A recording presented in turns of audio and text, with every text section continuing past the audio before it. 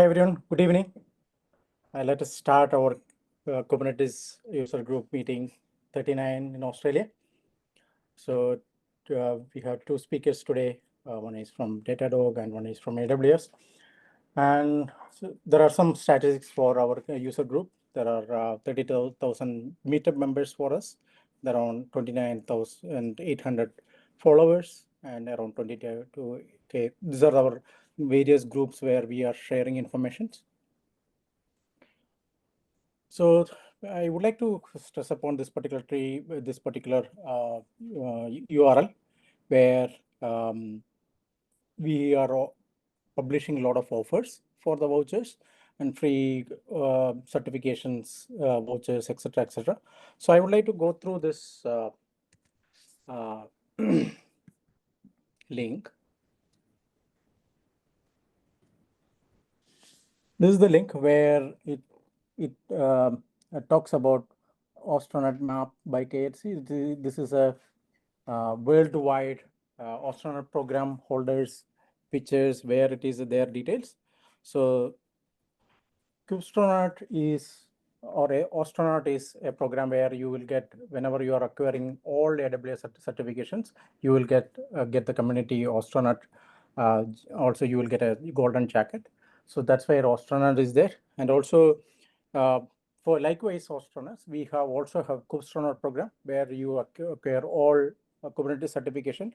You will be eligible for Kubestronaut program, and you will get a blue jacket. So if you are getting all astronaut AWS certifications as well as Kubernetes certifications, you will be classified as, or you can claim for KubeStrong community, and then it will be published on this particular page. And this particular page, whenever if you are passing all these certifications, you can raise a PR request, pull request to one of the GitHub, which is available in the link. There you can we will verify and then add it to this world map. That's how it is.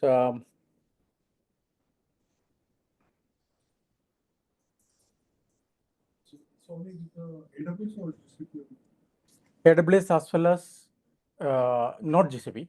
So you can be KubeStrong if you are taking all golden Kubestronaut program. It means all the certifications under Kubernetes, which is tagged under golden Kubernetes certification or Kubestronaut, plus any 2 cloud certification, then you can be part of Kubestronaut.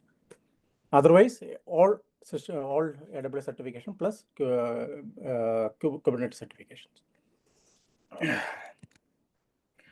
And it also tells about what are the offers currently available. I would like to stress upon some of the Kubernetes vouchers which is available. Currently, there are 50% off for certifications are running. That is available till 20th May. If you want to avail any of the, if you are planning for any certification, you can make use of it. So you can visit this particular link and you can make it as a favorite for it. And also whenever we are having any offers, which we will publish it over here. So when you are clicking on this particular link, it automatically goes to the corresponding page where the vouchers are applied. So you can please visit this linker tree, where we also have free AWS exam vouchers and Microsoft certification vouchers as well. So please, I will encourage you to please go through this link. And also we understood that some of the members, they have mentioned that they are not able to go to this link TR page. So we created another page where all the similar information is available on this particular URL, where it is similar information available in different format, where you can see bundle discounts, individual discounts, and event discounts. So all the same thing which is available here with the codes available, you can visit the corresponding website to get the vouchers available and get registered to examinations. So please do share the photos for the event today. You can upload the photo to this particular link, and this link is available in the linktr.tree site as well. So there is a URL where you can share all the photos happening for the events today. And please mind that, please do not delete any of the photos. So that is the only thing which you need to consider. So acknowledgement of country. Kubernetes Australia respectfully acknowledge the traditional land of the Gadigal Nation people. We pay our respects to their elders, past, present, and emerging. So today's agenda, we will have a welcome of our user group members and all the participants here.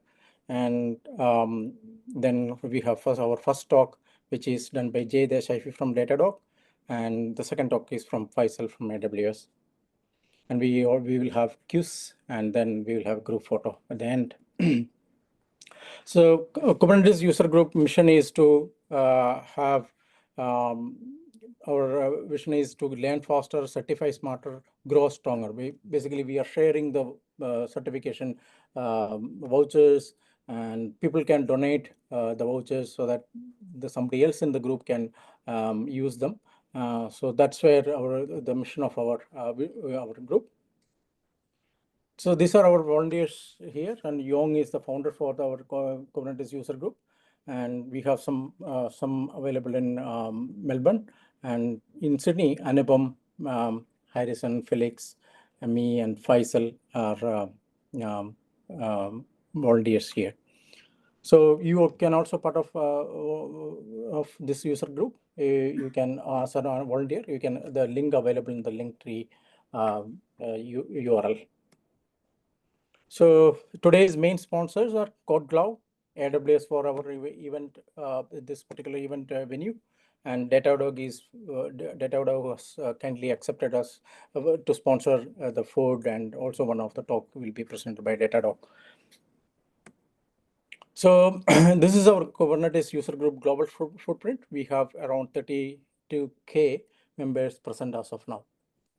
So also you can look at the places where the Kubernetes user group is actively present. The recent one is in Bengaluru in India. So these are the upcoming events. So today we have Australia, Sydney, Meetup, and next one is also to be the same day. It is going to happen in UK as well. So you can visit this upcoming events, and this is available in the Linktree as well. So this is what I was telling about the astronaut program, where if you are completing all 16 AWS certifications, you can be called as astronaut program, and you will be part of that community. And KubeStrong is another program which we from Kubernetes community. So if you are having astronaut plus KubeStrong, you will be classified as KubeStrong, and if you have golden KubeStrong plus 2 cloud certification, then also you can have part of KubeStrong community. So whenever you are passing astronaut, you will get a golden jacket, and when you are having KubeStrong, you will get a blue jacket. And you can see Yong, our founder, he is holding both this one, and he is a KubeStrong, and he is the first KubeStrong person in the world. So there are 17 KubeStrong members currently, and you can be one of them if you are able to get all the certifications and get added to the PR. So once PR is approved, you will be part of this world map. So there are we are also conducting some free, giving away free vouchers.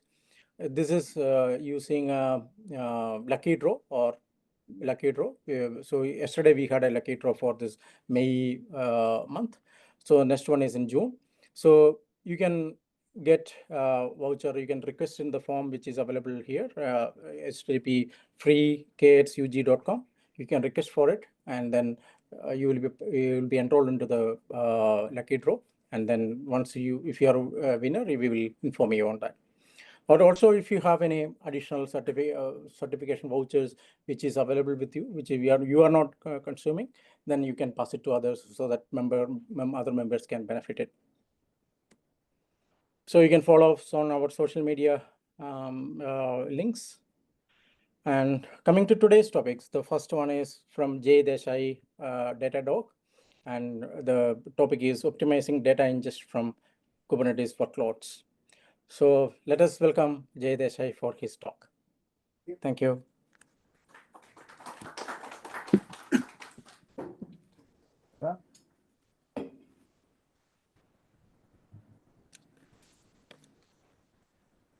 Perfect. Everyone, welcome to this talk. My name is Jay. I work for a company called Datadog. Before I jump into my session, I'll do a very quick introduction about me. So I have been in tech for about 22 years, and I have been in observability space for about 15 years. I work for a lot of the vendors, Wiley for a few who is old enough to remember what Wiley was. Then I worked for CA Technologies, and then I worked for a company called New Relic, which is not very important. Well, but we talk about Datadog today. That is me. I also run a podcast in my spare time. It's called Unpixelated Talks. So if you are bored at any part of this session and you are sifting around on your phone, look up Unpixelated Talks on your Spotify, and please like, subscribe, and join the user list. First of all, before I jump in, a massive thank you to the Kubernetes user group community for giving us this opportunity, because it's a great partnership between people who want to learn, enterprises, and an open forum. So I think it's a very unique combination. Now, got a vivid audience here. Can I have a raise of hands if you're a developer? First of all, the developers. We've got 1, 2, 3, we've got a few. We've got operations or platform engineers. Yeah, we've got a few. And everyone else would probably fall into the other category. Has anyone heard of Datadog? There's a few hands up. Yes, there's a few. Okay, I think half the room has heard about Datadog, which is good. I see some raised hands at the back.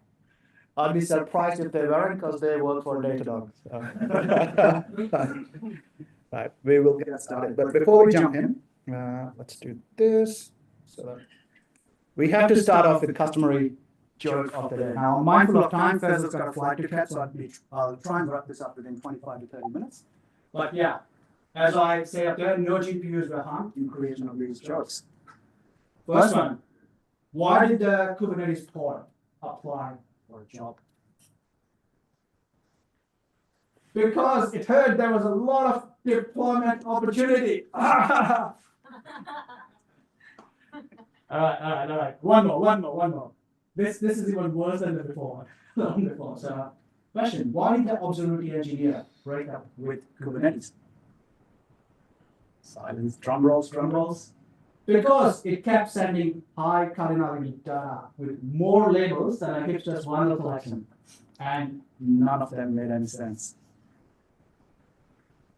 All right, I had to put that in. Sorry, but I do break that before we get started. Okay, quick overview of the agenda. What I intend to cover today is I'll give you a very quick overview, considering a lot of audience knows what Datadog actually does. I don't want to spend a lot of time on it, but give you a sneak peek of what it is. We'll look at the observability pipelines and overall go through what observability pipelines are, because my talk's about reducing the log volume ingestion from Kubernetes, and why I'm talking about observability pipelines. That is the feature which enables us to do that. Then I jump into Datadog for log volume control, and towards the end, I wrap it up with a very quick demo. I don't want to bore the ocean. I'm not going to go into the nitty-gritty of it, but from a very high level, show you how you actually go and reduce the high cardinality log volume. So quickly about Datadog platform. Most of you are aware that Datadog is an enterprise solution providing company, where we spend nearly 30% of our revenue into R&D. So that gives us an edge across a lot of competitors in the market, where a lot of money which we make is going back into the research, and developers are working on new features and new releases every single day. We have over 30,000 strong customers in the world right now. That's increasing every minute as we speak. A quick breadth of the solutions or the features which Datadog offers are around the infrastructure and application, which is the traditional space where a lot of observability providers actually exist in, where regardless what sort of environment you run, whether you run a cloud environment or a hybrid environment, Datadog gives you an ability to extract metrics, logs, events, and traces across from these environments into a single platform, upon which you can go out and make actionable business decisions. Because end of the day, ingesting the data is of no value if you can't understand it and make some user benefiting or business benefiting decisions upon it. Under the digital experience umbrella, we have the real user monitoring, which gives us an ability to understand how the real users are accessing. So all of you who are using your mobile phones right now, I'm sure there is a company out there which is tracking on how you are using the phone, where you're spending most amount of your time, which product did you click the most, which feature or which promotion got the most amount of traction. So these are the kind of metrics which we provide organizations upon which they can pivot and help their customers better. On top of that, of course, we have the AI side of things, where you're able to use natural language to interact with the tool itself. So you don't need to be a developer. So all the developers in the room, I'm sure you can attest to this, is you get called into meetings just because of your title and say, hey, can you help us? Because we need a developer to try and understand what data is coming in.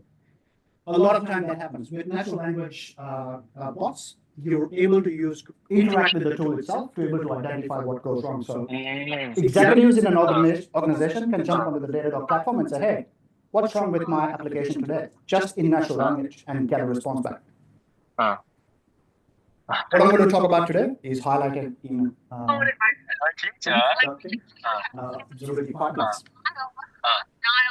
Now, looking at Datadog from SDLC perspective, end-to-end, where the code is written, where all of you developers write your code, all the way to the left-hand side of the screen, where business looks at what has happened to the deployment which they've just done. How are end users interacting with it?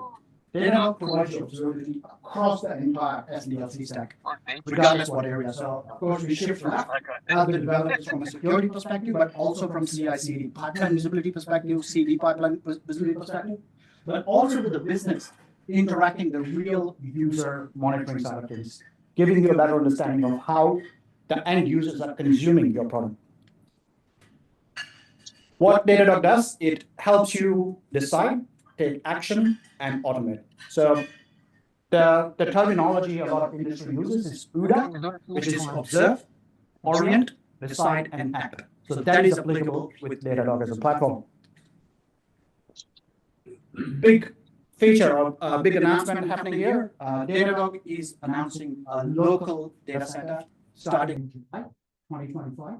And the fact to highlight is that it's fully functional. It is not a cut down version of other data centers. It's going to be fully functional from day one. A lot of companies make these major announcements and say, hey, we've got a subset of this. We can say we've got a local data center, but you can only run these two features in it, nothing else. Now, from day one, it's going to be fully feature functioned. With that, we jump into what are observability pipelines. And before we jump into observability pipelines, I want us to understand, and I'm sure a lot of you guys in the tech can relate to all these points. What you see on the screen is number one, the log volumes are rising. Every new app you deploy in the environment comes in with a lot of logs.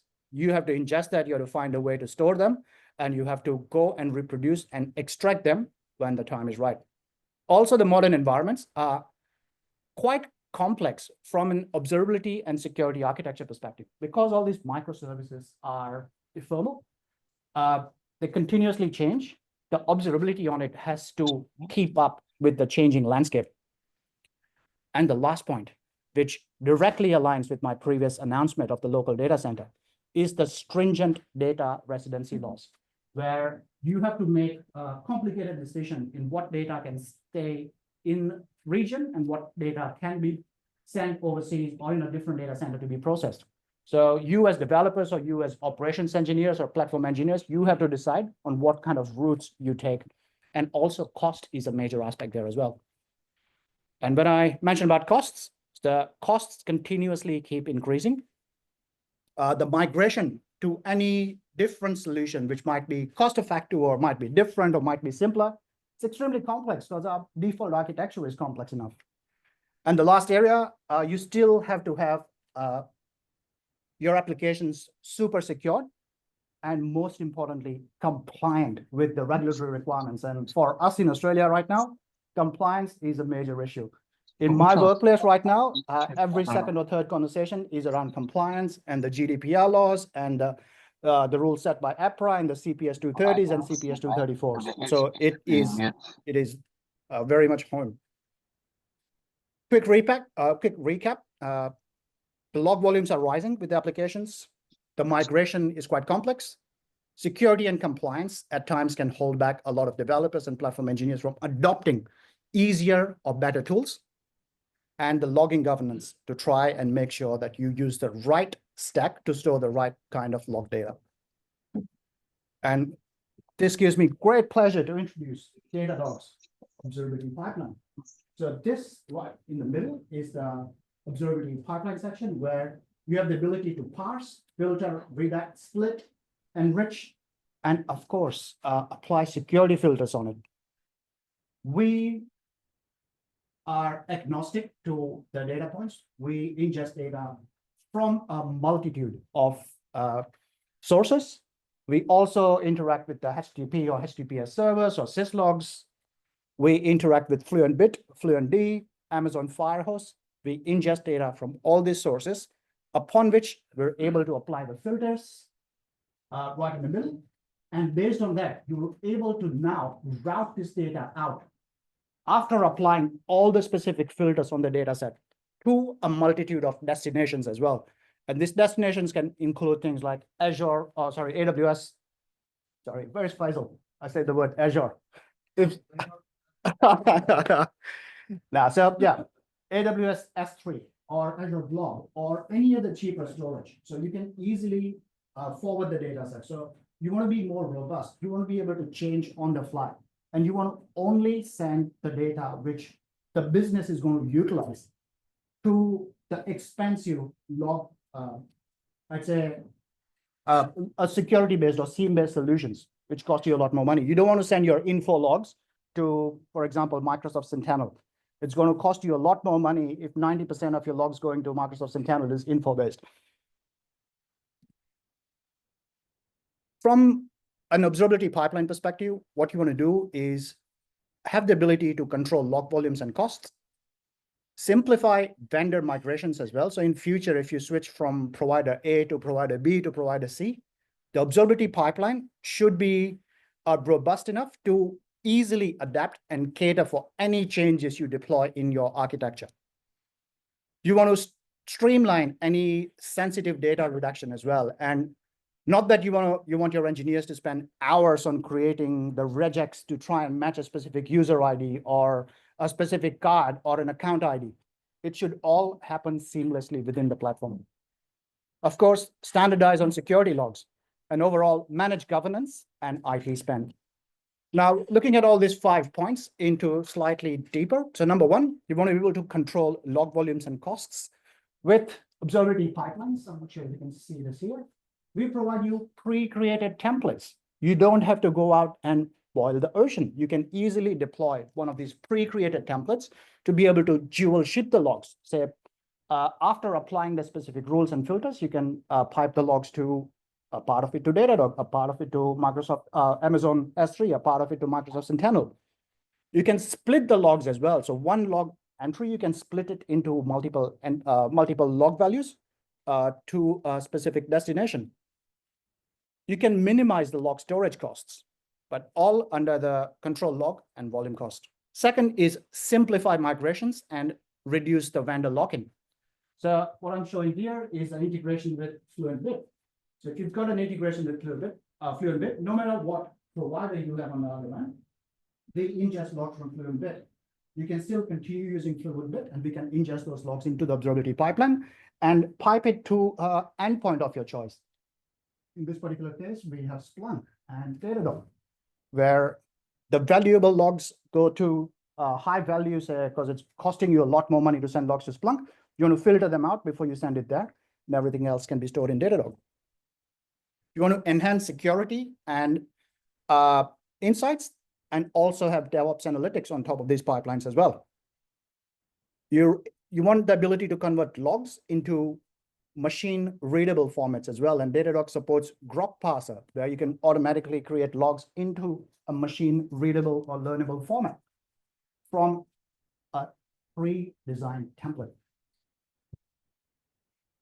You want to be able to protect sensitive data. And the key word here is on-premise. So Datadog's observability pipeline actually works on your premises. So wherever your environment is, it runs in your environment. So the data never actually leaves your environment. It gets redacted. The sensitive data gets masked or dropped or changed based on the rules that you apply in your environment, even without leaving it. And only the masked data then gets sent out to the Datadog platform. And the last one is making things easier. By deploying an observability solution where you're reducing your log volume, if you're not saving yourself time, and if you're not saving yourself money, you should not be deploying enterprise-grade solution. So Datadog, our mission is to save you time and save you costs. With that high-level architecture of how Datadog will be deployed, of course, I've got a Kubernetes example here within the Kubernetes user group. So how this would run on Kubernetes. The OPW actually represents the observability pipeline worker, which essentially it can sit side by side to a Datadog agent, or it can sit in a separate form. But these are the ones which actually perform the task. And where this dotted line is, this is your on-prem or your cloud environment. All that happens in your environment. And you can see this logs going out to Datadog and other storage options. After it gets reduced in volume, it's only then it leaves your environment and goes out to Datadog.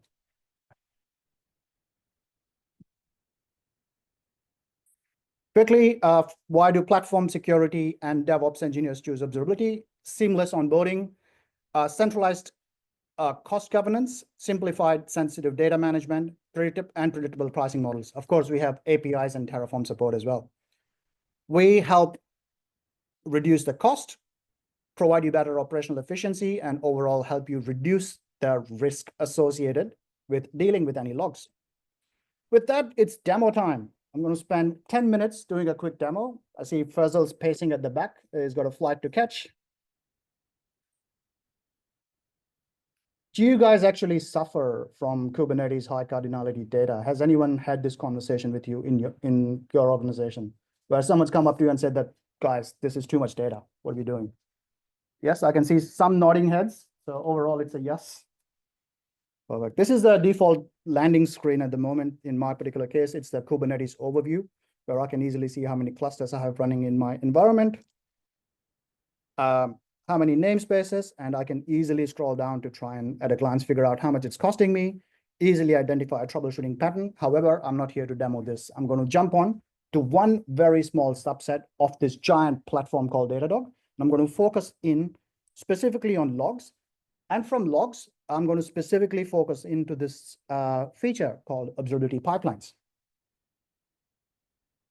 I'm going to click on it, and I'm sure this screen looks familiar to you. I've got a lot of draft pipelines created here, but I've also got a lot of templates available to you to view down here. So these were the templates I was talking about, where you don't need to boil the ocean. We've done the work for you. Within a matter of a few clicks, you can go out and create a specific observability pipeline to reduce the log volume size, to be able to be vendor-free, be vendor-agnostic, and also reduce massive storage costs from your high-charging storage options. Perfect. We'll come in. I'll bring in, let's just pick the log volume control as an option. I'm not going to configure the whole setup here, but understand the objective here is to show you a quick overview of how you would go out and deploy this in your environment. Now, you can ingest the data as a log source from either Datadog agent. Datadog agent would be an option. Say, for example, if you are performing this task on-prem and your agent is collecting all the logs, you'd go with the Datadog agent. Or if you have rsyslog, you can directly ingest logs from a syslog or a syslog ng as well. You can also ingest it from HTTP options, Logstash, and Kafka for all the Kubernetes fans out there. Seems good, seems easy. I'm going to pick Datadog agent here, and I'm going to pick a destination. Now, in my particular case, in this example, you'd be like, oh, hang on, Jay, what's going on here? You showed me 2 destinations and there's only 1 destination out here. Because in this particular case, my objective with this template is to reduce the log size from point A to point B. I'm not dual shipping. I'll show you a template for dual shipping in a minute, but over here, my objective is to ingest the logs from the Datadog agent from agent running on your host, apply specific filters on it, and upon that, I want to try and send data out to AWS S3 because AWS S3 is a very cheap solution to store your content, store your data in the buckets there. Call it A.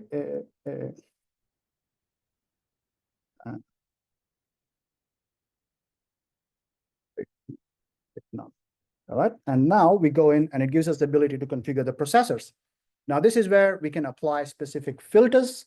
Now these are simple key value pair-based filters, or you can go in and apply some regex on it as well. But you can dedupe, but when I click on the add button, it gives me all the options. I mentioned the grok parser earlier, which changes the log into a machine readable or learnable format.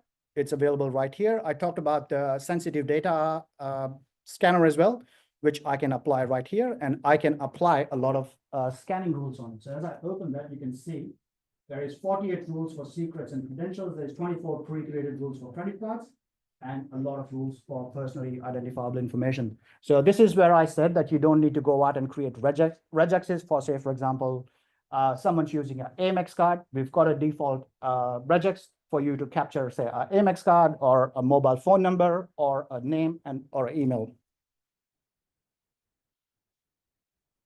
Or you can also write a custom rule if you need be.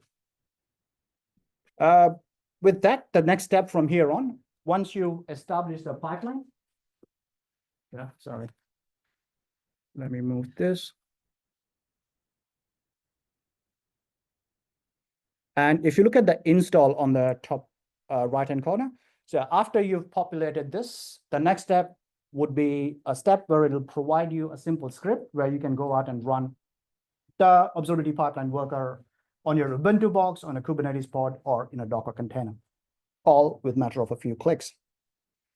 Just going to come back to the observability pipelines and show you an option of the dual shipping as well, where you're ingesting logs from, let's say, a different destination. Let's just pick HTTP server as an example, and we pick a destination over here as AWS, and we'll pick the next destination as Datadog. And the same rules can be applied here. Now, the rule sets in the middle, the processor or the filtering rules, they can be as many as you want, or they can be as little as you want, depending on what objective you are trying to achieve. And from observability pipelines perspective, that is all I had. Are there any questions? Go on. If I have one question, so what's the benefit of building these pipelines instead of just going to read? For example, they also have the input, output, filter, those things, right? So what's the main benefits of using this? Is that just because of the UI or something? Very, very good question. So FluentBit is, let's say, a logging aggregation tool in a way. Most of the enterprises use it, but the value of using something like Datadog over something like FluentBit to perform this specific task is the value that you get with the wider observability across the platform. Datadog as an observability platform gives you ability to connect all your logs in context to the applications which you're running in the system. So the value here is the larger picture and not just one point solution. So if we're talking about point solutions, there can also be an argument made that there are tools like, say, starts with Cribble. Cribble does exactly this. But why would you use Datadog over something like a Cribble? Number one, Cribble is very expensive. Datadog's cheaper when it comes to that. But also it consolidates all your data into one platform. So the value here is the end-to-end visibility and not just one point solution. Reduce the log size. Is it like manually adding the filters, or is it automatically understand the log and then use the log based on the number of log lines? Good question. So we have to go in and manually select what you want to drop and what you don't want to. There's a lot of pre-created filters also available. There's also logs pipeline where you can parse the log in a certain format. But end of the day, we as Datadog are never going to be able to determine what is important for you and what is not important for you. So that's the reason we provide you the tools. We provide you the ability to go out and create rules for what you want to draw. Yeah, when you mentioned that you're able to comply with privacy options, can you expand a little bit on how does it work or how we make sure that the data doesn't So that would happen under the sensitive data scanner. So a lot of organizations, as an organization, you don't want to be responsible for sending any PII data. Now, also PII is quite complex. The definition of PII changes from an organization to an organization. So what would be PII for you might be different for someone else. The objective here is to use, of course, the stock standard PII things like your names, birthdays. We capture all that. We capture the personal information, but also you can define your custom rules as well. So in your organization, say, for example, if I work for AWS and my AWS account ID is considered to be a PII in my organization, you can create a custom rule which matches the format your account ID is written in and be able to drop that. Also, all this happens on your environment. It happens on your premises. This data has not left your on-prem or your cloud environment. It has not hit Datadog yet. All this processing happens on-prem, and then the data gets sent out to Datadog. So you ship the data without the PII? Correct. We ship the data without the PII. We process that on your environment on-prem. I recall there is some option of tokenization, not particularly with this product. Is there any option to tokenize data? It's another way to manage PII. There is multiple ways to manage PII, and we support a lot of ways. I think, fortunately, we have to look at a specific use case and try and apply the best possible solution to it. So something like observability pipelines is great for a larger organization overall strategy, but say you've got an edge case in your organization about PII, we can always explore that from an individual case perspective. So there's more questions. All these processes which were defining filters and all portals, so all these are within the stability like that. So this is not directly in the Datadog agents capability. This all falls under the observability pipeline workers capability. So there is a Datadog agent which sits separately, and then there is an observability pipeline worker which performs this specific task. So all that capability is run by the observability pipeline worker. All that capability is controlled from a GUI on the Datadog platform, but it's actually processed on-prem in your environment. And of course, the filter is the most important. Apart from that, the order of sequence, will it really make a lot of difference in terms of the performance or That is a good question. Answer is it depends on the volume. If it's high volume, the order of sequence would definitely make a lot of difference in terms of how much compute it uses. But yeah, if you're looking at a 1 gig of data, won't make that much difference. You look at 100 gig, then it's a different story. So, assessor is located there. Yes. The middle layer is located in your premises, in your environment. It can be Azure, EKS, GCP, or someone's garage running a server. It can run anywhere. So it's essentially just like a container. You can run it wherever you want. One question. Metrics around the accuracy of the processing in terms of when you apply the filters, what's the guarantee? It's going to filter, let's say, the info logs, or it's going to ensure that the PII data is redacted. For example, my payload has zip code and the particular zip code, US zip code. But let's say the payload has postcode, then would it redact or would it just let the data flow? Answer to your question, I don't think it can be a yes or a no. The answer is it depends. We have to look at the specific payload. If it matches the criteria for which you've set a rule, it should 100% drop it.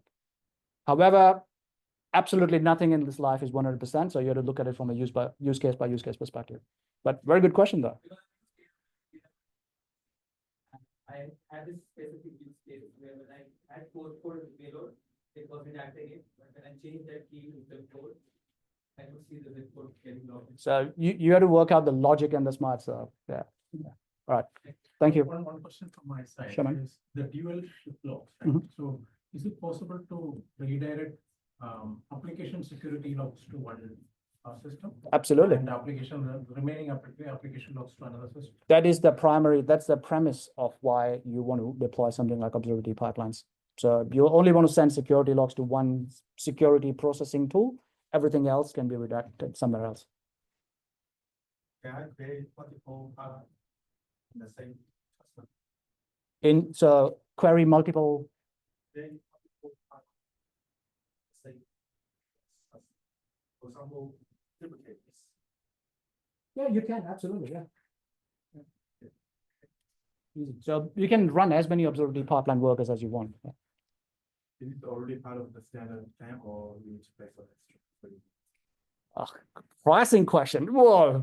Okay, a good question. It's a separate feature. It's got a separate price tag associated with it. So so it's a la carte. You pay for what you use, unlike a lot of other platforms where they charge you a massive dollar price and you only consume this much.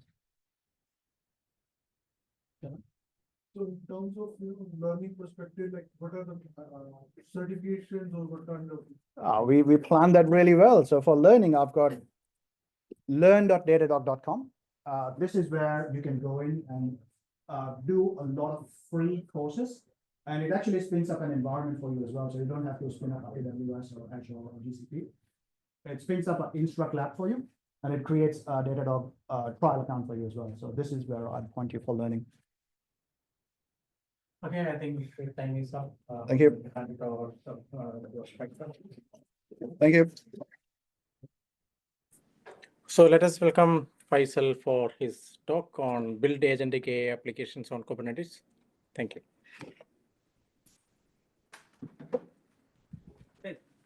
So my name is Faisal. I'm one of the solution architects specializing in application modernization and containers in AWS. I work in a containers specialty. And these are 3 books I've written. So if you like to read about Kubernetes, you can just buy these books or maybe talk to me, right? So I'll give you the free option out of it, right? So today the session is all about building agentic AI applications. I don't know if you guys remember 2015, everybody wanted to use Kafka. And part of my role is to tell them, hey guys, you don't need Kafka. You just need like 5 million events, my laptop can process that, right? So similarly, we have the things coming out with LLMs, and then we'll see what's the value it brings. But we are early signs we're seeing from the Gartner presentation is 1/3 of the applications fails to go to production. They are good in coolness, building stuff on your laptop, but they're not delivering dollars for your business. So it's like 1/3, almost 33%. And 3 major areas you can see here, they're all boring part: cost, risk controls, business value. It's not about high-tech RTXs or AMD, ROCm, or CUDA, or like 100 million rows of databases. It's all about normal things that still delivers value. We're going to talk about today how you can take your LLM API to production while considering these 3 topics, right? So when you are building your applications for LLMs, you have a prompt. You talk to some LLM, right? You talk to ChatGPT, you talk to Google Gemini, Amazon Bedrock, some new hotness coming from China, for example, DeepSeek. We are working on that, right? And then what you do is like you have a feedback. Okay, you see, okay, how your prompt is behaving based on your prompt. You actually tune up your prompt, right? The next stage is like when you go to, if you go to ChatGPT at the moment, how to get rid of this thing, man? Okay.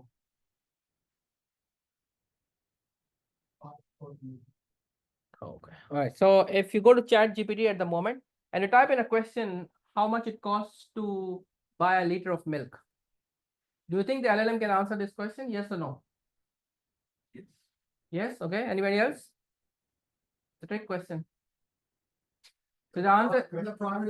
So general, the answer is no, because the LLM has a cutoff date of the knowledge, right? So if you go to ChatGPT, if you type that in, you'll see the ChatGPT will show you I'm doing a web search first. And then based on that web search data it got from Google or whatever, it pushed that data to LLM, and then LLM can answer the right question, right? So when you're building your prompt in LLM, is not enough generally. So you have an internal or external information store that can, for example, web search agent, you have RAGs, some new hot name for that, right? The latest flavor of the month is MCP servers. They're also the same thing. If you remember, like you guys know the Matrix movie? So when the Neo was in the seat, you know, he put on that plug inside him and then he said, I know Kung Fu, right? So think of that plug as MCP. It's giving the information to LLM. Neo is LLM. It gives the information to LLM that, hey man, these are the rules for doing Kung Fu, and then LLM can do Kung Fu for you, right? Similarly, web search agent have that information, give to the LLM, it gives you that thing out of the box. So it's very important to understand when you're building your agentic application, you have some internal and external information stored. The technology will change, but the concept will be same. Correct? Now, the problem with that is LLMs are stateless. So when you're talking about enrichment, you make first call, then you enrich it, then second call. So LLM has no connection of those two calls because LLMs are totally stateless. So how do you make sure that you have multiple calls can co-engage together, and then lo and behold, we have a state management comes through, right? It's old school software engineering. Nothing fancy about it, right? So now your application has internal and external information store. You have state management. You are not even just a prompt. You have an application now that has to interact with state management, information stores, LLMs to give you the right outcome. So you can see you already added a complexity before going live. So you have multiple components of your application. Everybody understand? So then you say, man, I cannot manually observe all of them. I need to observe all these components. So you have to have a feedback or tracing and evaluation system that can observe everything so that you can deliver business value. If you remember 1/3 of the problem, you are not delivering business value. To deliver this business value, you have to measure what you are doing. And then for measure, you have to capture. Right? So you have doing this. And then boom, what happens that Google Gemini create a new model. Now your LLM doesn't look good. You want to try a new model, right? So every model comes with its own challenges. So then what we do, there's a new and upcoming concept called inferencing gateway. So your application should not access the model directly. Is in between you put an LLM gateway that will help you access those models at scale. So your models can be an API like Amazon Bedrock, ChatGPT, Meta models, or you can have hosted models also. You use Llama, DeepSeek, Qwen. If some model provider give you the weights, you can just host them on your own ecosystem. So you can see this is your agentic application in general. So when you talk about building agentic application, you have to think about all these components to make sure your costs are effective, you are delivering business value, and the risks are totally controlled because you have observability, you have control, and then you have security in place. So in the essence of Amazon, we're going to give name to every component. So that's what we call application pillar. Then we have gateway pillar, we have model hosting pillar, and observability and evaluation pillar. So when you're building Gen AI application, think about all these components to make sure that you don't fall into that 1/3 categories. Okay. And then of course, when you have so many components, you need to find about security, cost optimization, and resiliency. Right. So if you remember, like you guys know about A100 hardware is a bit older hardware by NVIDIA. And if you're running Llama 40 billion of model on that hardware, Llama 2, it can do 1 request per second. On eBay, it costs $30,000. I can have more people in Pakistan that can respond faster, right? For that kind of money. So cost is very, very key. You look good in your laptop, when you go live, you'll not survive, somebody will eat you up. So make sure you have this consistency around your agentic application.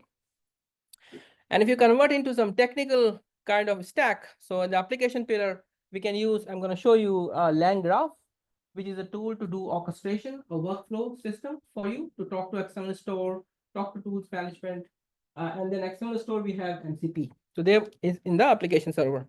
The LLM gateway, there are multiple gateways available. I'm going to show you light LLM. Again, that's not a recommendation by Amazon, but just one component. You can use other components like Solo.io has a different components available. But think concept is you have to think about AI inferencing gateway, which provide concepts like caching, security, things like that. Then you have your LLM, and then you have logging and monitoring for your application, right? So open source on Kubernetes give you everything. You have LangChain, LangGraph, you have Light LLM, you have LangFuse, and hosting your models are VLLM. I think I gave a talk a couple of months ago how to optimize model hosting with VLLM, right? So everything is there at the moment, so you can host everything with open source. I have a very interesting use case in Amazon. One customer, I'm not going to give the name of the customer, but they're using a concept called hybrid inferencing. What happens between 9 to 5, serving from EKS is cheaper because they have consistent workloads. So from 9 to 5, they go to open source model like Llama 370 billion. But 5 to 9, they have a spiky workload, a couple of calls here and there. They go to Bedrock because that's a serverless option. So that you cannot change in the application, right? So AI inferencing gateway actually allows you to come up with all these interesting concepts. All right, so let's see how does this work in the real world. For example, I have a question: how much it costs for 10 kilogram of oranges? That's my query. Okay. Now, agentic application, what it does, it has a first concept of orchestration. So orchestration takes the query, your query, and if you remember the new example, the MCP tool will tell you what information we have. We have a fruit pricing server. Let's say Woolies or Kohl's can give you food prices for the fruit in real time, for example, right? So what orchestration will do, it knows what tools it has. It has fruit tools, fruit pricing server. It takes that information, fruit pricing server, that I have a fruit pricing server, and I have my query. It tells to the LLM, what should I do? Now imagine this is a very complicated concept to grasp if you're developing, because I'm not telling him what to do. I'm just telling the LLM that these are my tools and this is my original query. And I'll demo you will understand it better. So you go to the LLM, here are my tools that give me your fruit prices, for example, and here's my query, how much it costs for 10 kilogram of oranges. The LLM will show you the intent. Hey man, seems like you should call that fruit pricing server. Somebody has to call that fruit pricing server, so that orchestration will call that fruit pricing server. And then when get the response from the fruit pricing server, it will go to LLM again and say, okay, you asked me to call the server, I have called it, this is my response. Now can you respond to my original query, yes or no? And then LLM will give you the response, and you have LangFuse available in your in the full information. You guys understand this example? I'm talking too fast, it's hardwired, I cannot change it. So just let me know if you don't understand what I'm saying, okay? So let's take a demo for that. So 3 interactions, okay? Okay, so if you see here, that's, I'll show you but quickly my MCP server. MCP fruits. You can see the code is small enough, big enough, it's okay? So you can see it's a very simple MCP here, and it's returning based on the price of the fruit. You pass him the name of the fruit and give you the price of the fruit, okay? Right now it's hard-coded, but can access your database or whatever. It's a simple Python code, right? This is the like Kung Fu logic that you're going to give to a Neo, right? So that's my MCP tool. So I'm going to run the MCP tool here. You can see here, I run the MCP tool. Now in my actual code where I'm doing that information is, oh, sorry, let me just try to, is it better now for readability wise, right? So you can see here what I'm doing here is this on this API, I'm creating an agent. And I'm telling use my model, which is my Llama model. All the tools I'm using, the MCP tools that I showed you here running on the right-hand side of the screen. And then it will just process that information for you. There is no hard coding of the workflow, right? In the olden days, you have to write, call MCP, call LLM, extract information, there's nothing. What I'm doing, I'm just telling you, okay, this is your agent, this is your tool, and then this is my query. Can you guys see the query? Calculate the price in dollars for 10 kilogram of oranges. That's your query that coming from the customer, right? And then you just print the response. So let's see how it goes. So this is my agentic application running now. So I'm going to make a curl call in the middle. You can see I make a curl call. You can see agentic application talks to my MCP server, and you can see the response. It's already giving me, because the single, if you remember, like the single fruit price was $2.99. It actually multiply that with 10 kilogram and give you the final answer 29.90. And there's the code that I've been doing here is as simple as that. There's no hard coding, there's no flow, there's no nothing, right? So that's why people are saying when you are replacing your existing backend logic with LLM, that's doable because there's no logic coded here. Just your prompt, which will come from the user, and the LLM is doing, right? let's see how we do observability just to make sure that we are delivering business value. So this is the flow. You can see it's captured automatically for you. And if you see in the screen, there are 3 stages. First, the agent. Agent take your question that calculate the price 10 kilogram of oranges, right? It passed this question with the list of tools. It's saying these are the tools available for me. Okay, that the tool name is get price server. Can you guys see it? So giving you the tool, the list of the tool and the original query to the LLM. And what an LLM is telling me back that, hey man, seems like I can give you a better answer if you call this method with this parameter. You guys understand? So that's the magic has been done by LLM for you. You're not hard coding that. Okay. And then I say, okay, you are asking me to call this method. I'm going to go and call this method. And also MCP define the standard. I'm going to call this method. That's the response I got. Okay.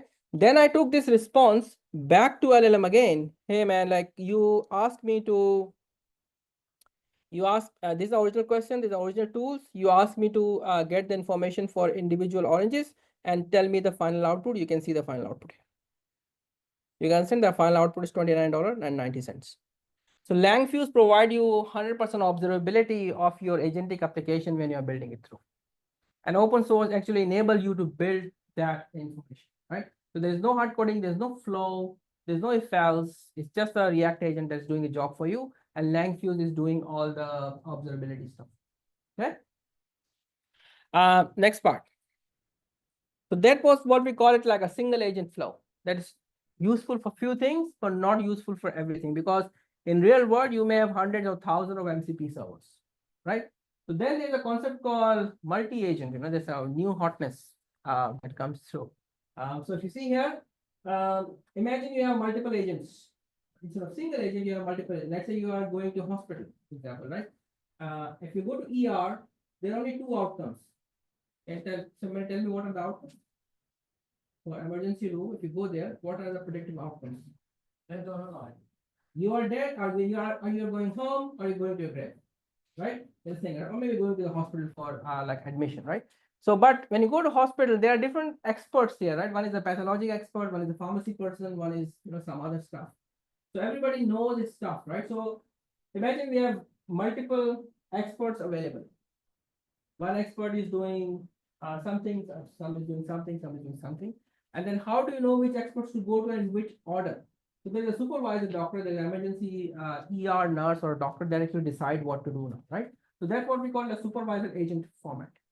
So in this flow, what has happened? Let's say I want to extract some intelligent document process. For example, I have a receipt, which is a text invoice. I want to extract from image to text, and I want to apply some rules on that text. For example, if it's more than $1,000, please go to human workflow. That's a use case I want to build, right? So then one agent will be document extraction agent. I'm going to use Llama vision model that convert image to text. Then one agent will be a reasoning agent like Quen that will apply all the rule sets, right? And the supervisor will make sure that which agent to call first. So that's the workflow I'm going to build. And I'm going to show you how easy it is with only like 20, 30 lines of code with a modern system like LangChain, LangFuse, and LangGraph. You guys understand the flow? So it's an intelligent document processing system that I need to give you that an image. It will extract the data from here like OCR days, but using my LLM, and then apply some rule set on that, right? So I'm going to quickly show you the demo on that, and then we'll take it from there. Okay, so if you see here, so this is my prompt. Can you guys read my prompt? So here, like I'm telling the use system what to do. I'm telling convert the image into text and extract the fields from the image. Then validate the data via these rule sets. You see, like all this English based rules. So one rule is, for example, if the total amount due is not more than $1,000. So when you are coding all this, if you remember olden days, you have to build rule engines and all. Right now, you're just building this. This is your code in plain English, right? And the multi-agent flow will actually execute it for you. Okay, so let's see it here. So I have this image, let's say this one. is a tax invoice. I got somebody's tax invoice from the Google. It has something, it has tax invoice number, it has total amount due, it has other things. Okay, now this is an image, it's not text.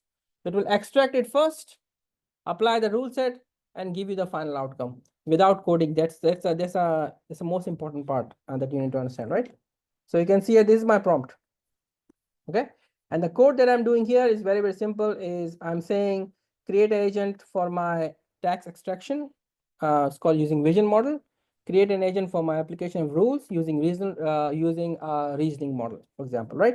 And that's my workflow. Okay, so let's do it now, and then we'll understand what's going. Okay, let me start my MCP server.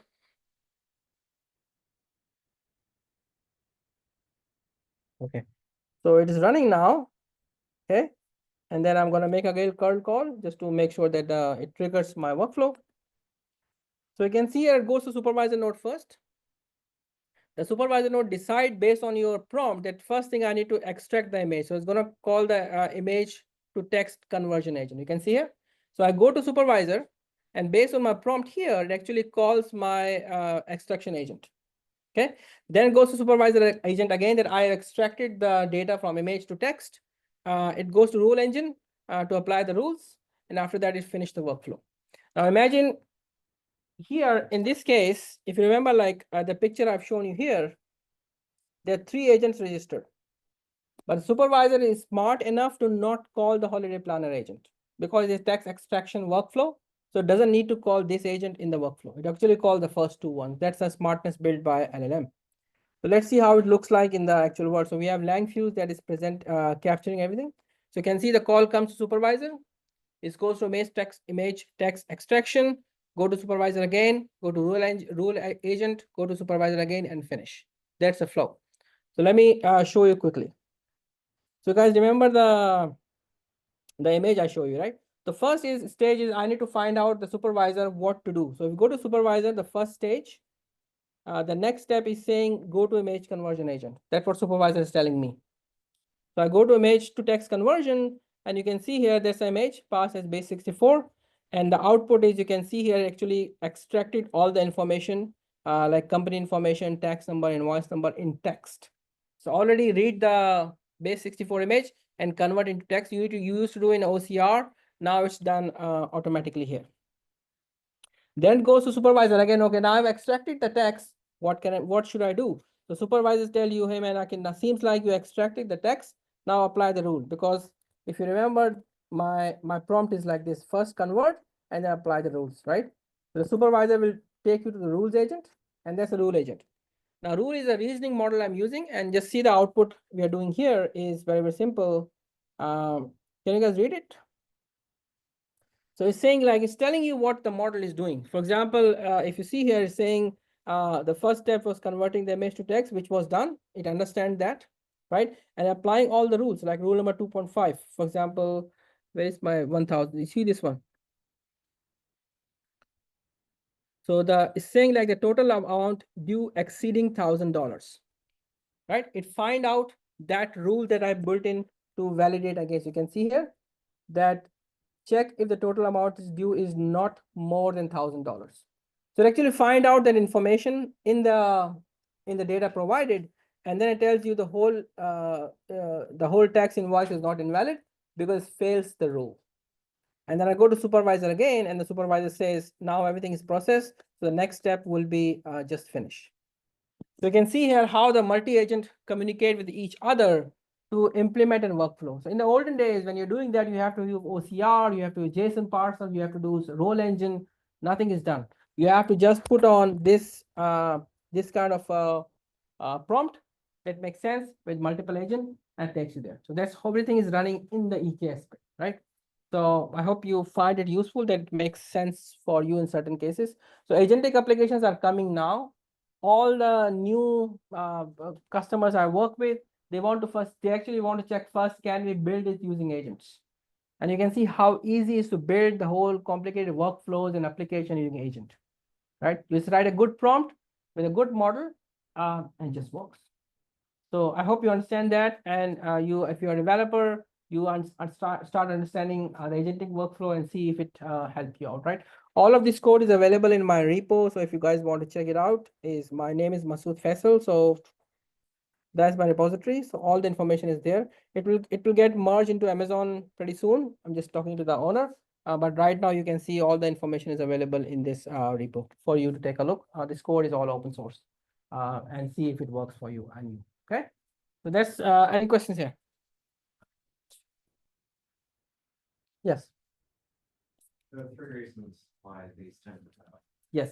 business case, security, and what was the other one? Cost. Okay. I So forgot the other okay. So the first one was security concerns or business value. So I showed you how you can use Langfuse to see what's going on. You can see full interoperability. You have the traces. You can generate, see what the model is generating, and evaluate if it's delivering the business value or not continuously. So Langfuse actually give you that tooling that captures that, right? And these are not primitive captures. It's not like memory, CPU, and then latency and stuff like that. These are actual information from your model. For example, if you see here, time to first token, what model has been using, all this information is captured here. So that's one. Number two is everything is running on EKS, right? You can run EKS on-prem. So if you have a security concern, you don't need to run anything on third party. You can run everything within your environment. That's a second concern that we have, right? And cost-wise, there are lots of innovation in hardware such as Graviton or ARM processors. So you can run these machines, which will be cheaper than, as I give you the example, one customer, if it's consistent workload, EKS could be cheaper than online third party. So these are three things we talked about. Any more questions, guys? And we think it's very important for us to not generating answer to any question. For example, if you're doing a specific business, you don't want to answer to the question regarding the temperature and the airplane industry. Yeah. Yeah. Okay. So that's a great question. For example, if you ChatGPT, if you go and ask them, how do I make a bomb? What does it will give you? Give you the bomb recipe or no? Reject it as a oral. Should not, right? Because that's I would say discrimination, right? But so there's a concept called inferencing gateway I mentioned you. So what inferencing gateway does, all the model traffic goes via this proxy. And this proxy, you can think a thing called as guardrails. So when you generate the response, you can identify what has been generating here. And you can use a semantic router, for example, if you guys know cosine similarity. It's too technical, so let's not go there. So for example, I'll give you just an example so you understand what I'm saying.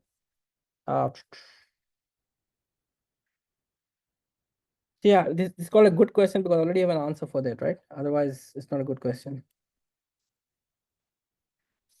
So, okay, just give me a second. Just need to find out the right one. So, all right, so if you see here, I built guardrails for one customer. They were looking for the guardrails. So in the guardrails, what you can do, either you can do old school regex, for example, if you don't want to send email, phone number, SN, and the response, or you can do a thing called, what we call it, a semantic router. So what semantic router does, it, for example, let's say you want to see if the text I'm generating is similar to some other text. So what it does, it calculates the vector of all the tokens, and then a vector of master token, and then calculate the cosine angle. If the cosine angle is close enough, it means they are similar, right? For example, if I don't want to respond the political answer to the response, I can use a semantic router, which is using vector embedding, and I provide them some information that answers similar to that. These texts shall not be processed, right? So you need to put guardrails around. But as a white case, so this set of answer. 100%, yeah, because semantic router will tell you, so you can do the reverse, right? Instead of cosine similarity to near, you can see the maximum, and then return the otherwise scale everything off. So that you can do, right? But the answer is, there's no magic in that. You will still get hallucination, and that's where, you know, like this model is getting more traction, because instead of one model doing everything, you have optimized models. That way they can reduce the hallucination. For example, this model, document extraction, if you ask him to do summarization, to do crappy job. But it does a good job in convert image to text, right? So that's one approach. Yeah. So now in MCPs, like, don't you think like embedding of the instructions with it's becoming too much critical? Like, there will be a lot of functions we might be writing, which would be more or less similar in nature, than they can end up calling the wrong functions. They can be similar. Yeah, I And think they're now going back to the things from the free text now again. It need to be static, like only this. it's not static. It's basically you're defining what your MCP is doing. Yeah. So generally, that the trend is the data owner. For example, Atlassian just released their own MCP server. If you want to create a ticket in Jira, your LLM can do that now, right? But so the problem is the good thing is MCP is a standard now. So you do as a developer, you don't need to do it. The data provider actually provided the MCP, right? And they're putting that right context in it. Yeah, so those putting the instruction with the MCP, now it's becoming more critical. Of course. How we are- Of course. Same with prompt, if you put like crap, just like a garbage in, garbage out kind of thing, right? So you have to have the right data to direct the LLM. Otherwise, LLM will not, because they are not smart, they are just like finding patterns. Yeah. Any question? Yeah. But more of a comment rather than a question. So after applying all this, you'd still possibly get some form of hallucination. Probably still have some form of cost override. For situations like that, or security concerns, Datadog provides a drilling for the last slide. Yeah. So there are lots of things. For example, when you're generating response, there's a concept called LLM as a judge. So all your tools, for example, let's say using Claude Sonnet 3.7, that's very expensive to run. So you generate your stuff using less expensive models, like 40 billion, 70 billion, right? And then the final check you're doing with the larger model. So there's a combination is coming, but this is an evolving thing. Any other question, guys? Yes, no, whatever. Okay. Last question. Yeah. Back to the customer, you're saying who is switching the model. So the customer response won't be different. Like, in the morning they're getting some different result. In the evening they're getting some different. No. result. I think the response will get slightly different. Yeah. Oh, you're talking about this one, the hybrid inferencing, right? So it's like, they're switching the model like in the morning. Yeah. But it's not for the same. For example, they were doing text to they were doing ASR plus summarization. Is it internal project or it's like client? There's a proper product. So what happening is like in doing summary, right? So in the morning you have different document to summarize. In the evening you will not have the same document. So summary will be summary, right? So the same thing, if you even go to the same LLM, it may generate different response. So it's there. So they tweak it up, but it's like a valid pattern that people are using in production. Suppose with the option available, running this thing. Yeah, I think it's the example I'm running is running on VLLM. Everything is running on VLLM. So if you see my Kubernetes, all my things are running on my EKS cluster. Yeah. Okay.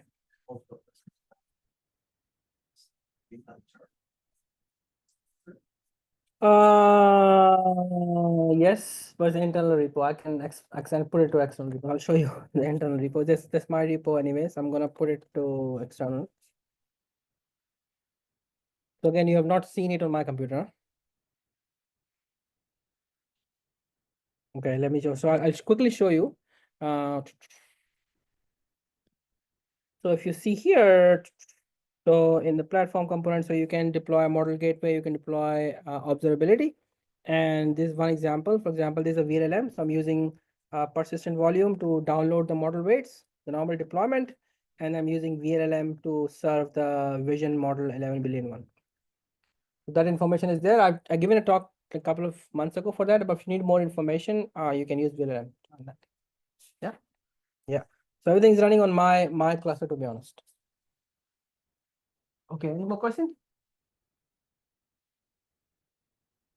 All right, cool. We'll give it back to, so guys, I got to go now. So just make sure that from the operational perspective, you take your rubbish to the kitchen. I don't leave with you. Thanks. Thank you very much, Thanks, Faisal. Yeah, that was an interesting talk.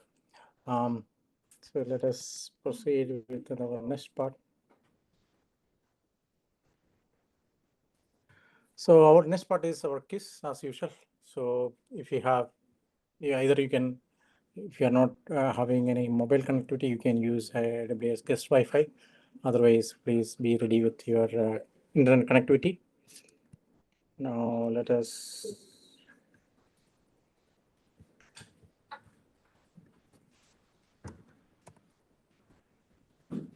Now the fun part starts. Everyone familiar with the procedure? So we'll share a link and then you have to join the quiz like, well, in a minute. No?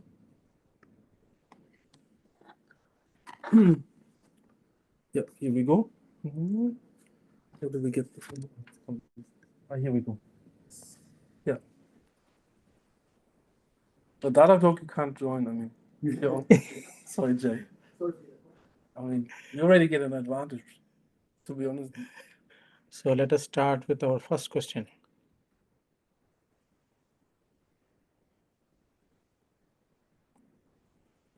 What does the C stands for in MCP?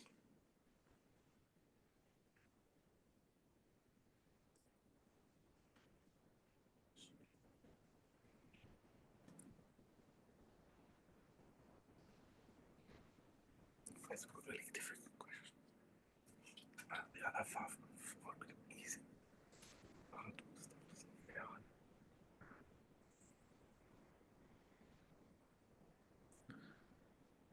Oh, good. Yeah, let us see the next question. It's not getting easier, to be honest. Light LLM is one example of AI inference gateway.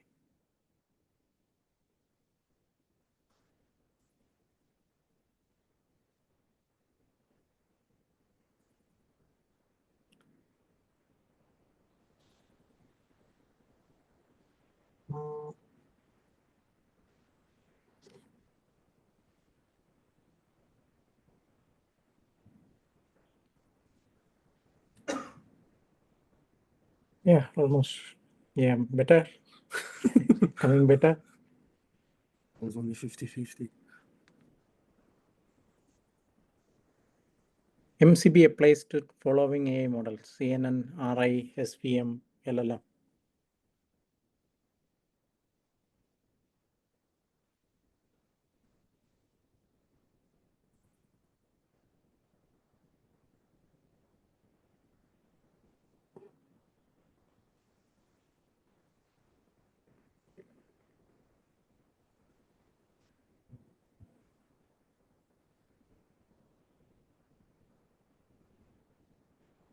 Yeah, improving.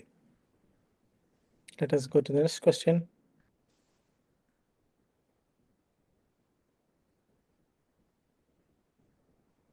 Reasoning models they focus on chain of thoughts approach. They sometimes are slower as compared to non-reasoning models. They are not well fit for LLM scenarios, all of above.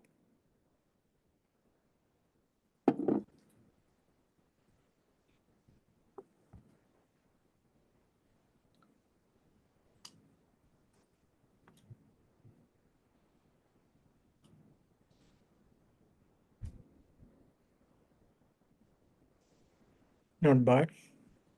Next question.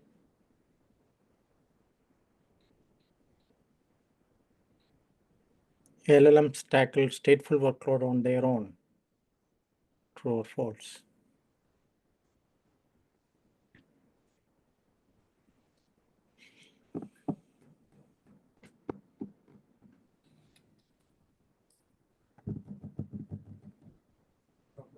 Drum rolls. Poor man's drum rolls. Poor the- We should have some music maybe next time. I think we'll do that. That's going to be a bit more fun. Yeah, next question. So Mayank is leading the board.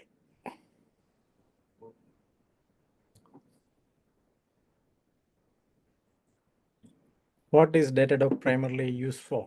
Online shopping, monitoring and social networking, word processing.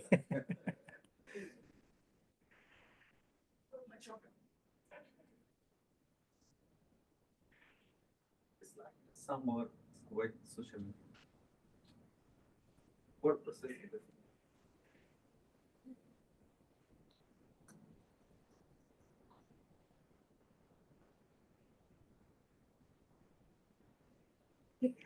Very good. Next question. Who has made it wrong? Which of the following is a product offered by Datadog? Cloud storage, real user monitoring, photo editing, file compression.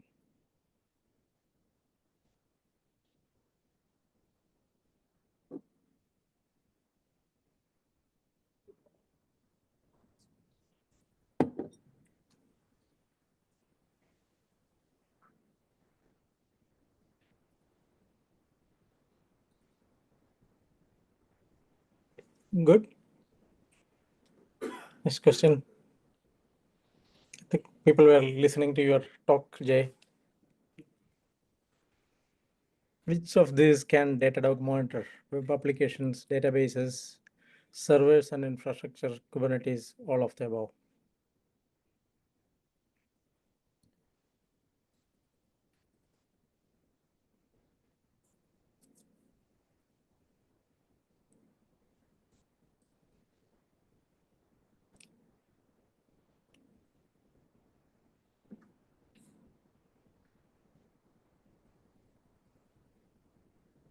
Good.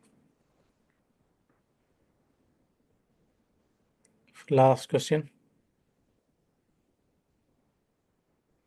When is Datadog launching as local data center?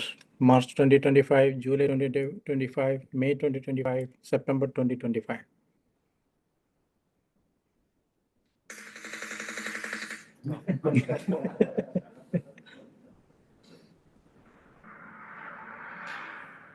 Not the best.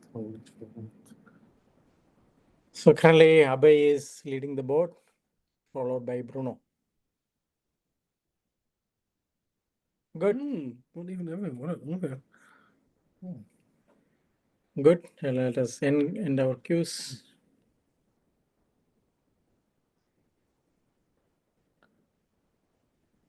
Leaderboard. Yeah, Abhay is the winner. So let us look at our prize today. So there are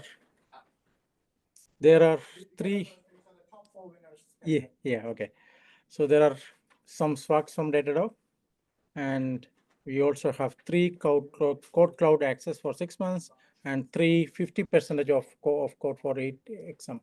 So yeah, Bay, right? So one information what we need is Little evidence. Evidence. Yeah, I'm just joking. If you don't mind, it's social media. But evidence true. Market Datadog. Oh yeah, okay. so one information which we are looking at you. So one information we need is which whether you are choosing Code Cloud Pro access or 50%. You get both. It's this backend. Oh yeah. I have full cloud access. Code Cloud access. You have already have. Yeah, I already have. So I just go with 50% off. I did last time as well, but I did not receive the voucher. You already know. Yeah. So I'll go with the second one, 50%. Okay.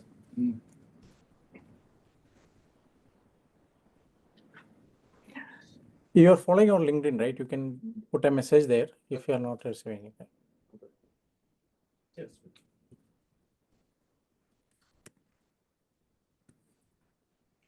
Who is Mank? You are getting price for the first session itself.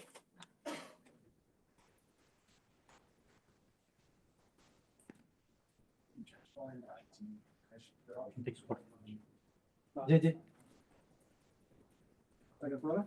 Yeah. Yeah, here we go. Perfect.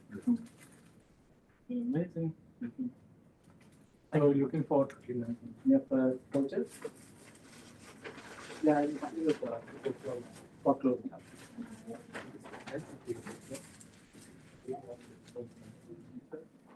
Rob, I'll let you decide on how you want to express that. Okay, sure.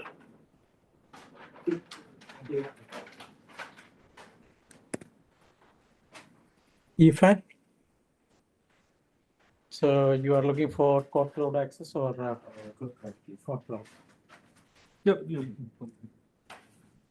Picture.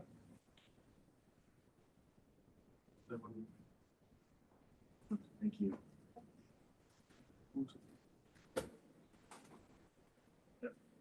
Thank you. Behrusam. Yes.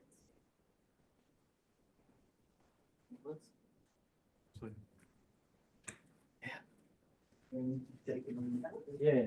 Okay.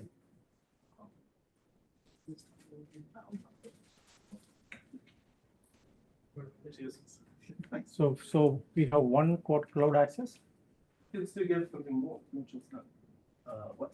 One core cloud access, and we left with a 50% voucher for certification. Access to which platform? Core cloud. Code Cloud? So that is the platform where Kubernetes courses are available. It's a basically like Udemy course. Mm-hmm. So you have a lot of It's great. DevOps courses available, Mm-hmm. and one of the toppest course in Kubernetes is available in Core Cloud Okay, thank you. by Shadman. Yeah, for additional information, is there any website or link that I can check? Yeah, even Core Cloud, you can check now. Thank you. So do you want Core Cloud?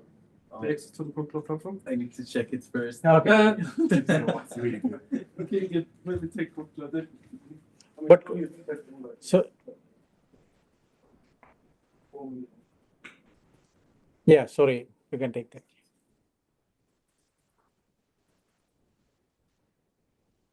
Pranav. So you left with only 50% off voucher. Yep. I don't have any. Thanks. Yeah. Cheers. Thank you. One. One pair of socks.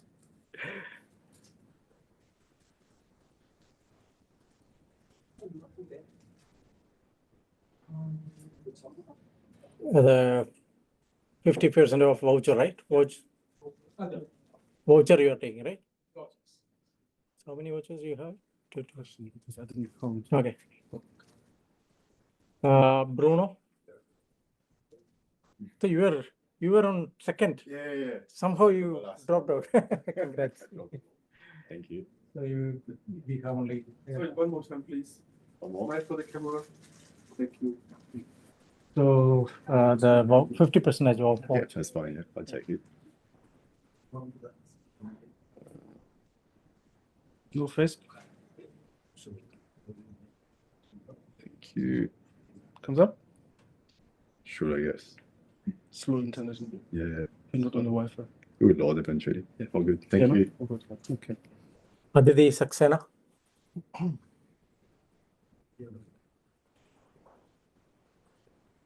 you.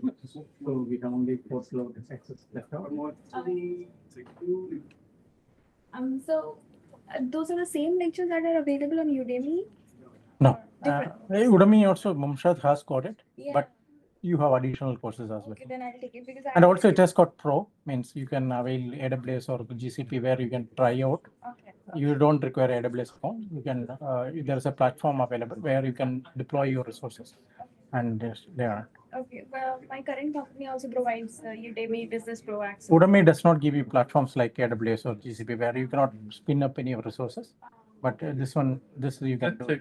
You still have Core Cloud? Yeah, take Core Cloud. That's more like it. I need to take a picture of this? That's a starting point. No, yeah, exactly. It's a basically a form. You enter your details. You enter the price. Be honest, please. And I then, think we are off with the cloud access, right? Yeah, I think so. But I have lost the list. Yeah.